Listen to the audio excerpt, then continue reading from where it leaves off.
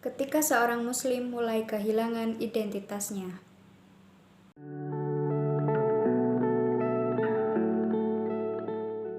Banjirnya arus media dari luar negeri banyak mempengaruhi cara berpikir seseorang. Apa yang jelas halal dan haramnya justru turun levelnya menjadi syubhat. Kenapa?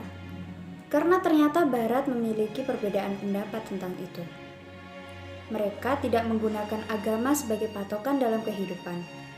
Bahkan mereka menganggap agama bukanlah hal yang begitu penting. Semakin banyak media seperti itu kita konsumsi, maka semakin bergeser pula paradigma kita. Disinilah akan terjadi normalisasi terhadap hal-hal yang awalnya tabu.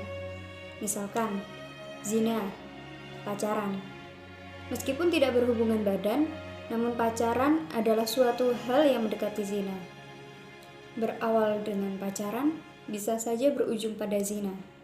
Allah Subhanahu wa Ta'ala berfirman dalam Quran Surat Al-Isra ayat 32, "Dan janganlah kamu mendekati zina. Sesungguhnya zina itu adalah perbuatan yang keji dan suatu jalan yang buruk." Oleh karena itu, Islam selalu melarang seorang laki-laki dan seorang perempuan berduaan. Seorang perempuan jika bepergian haruslah ditemani dengan mahramnya.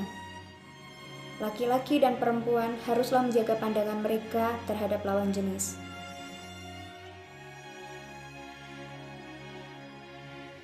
Narkoba dan khamr.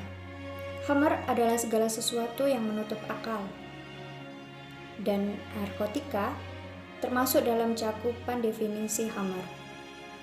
Hukumnya haram karena merusak tubuh. Segala sesuatu yang mendatangkan mudarat bagi tubuh, hukumnya haram. Keharaman khamr ditunjukkan dalam Quran Surat Al-Ma'idah ayat 90. Allah berfirman, "Wahai orang-orang beriman, sesungguhnya minuman keras, berjudi, berkurban untuk berhala, dan mengundi nasib menggunakan anak panah adalah perbuatan keji dan termasuk perbuatan setan. Maka jauhilah perbuatan-perbuatan itu agar kamu beruntung." LGBT, lesbi, gay, biseksual, transgender, atau yang saat ini kerap disebut dengan kaum pelangi, di mana ideologi mereka sudah mulai masuk ke dalam Indonesia.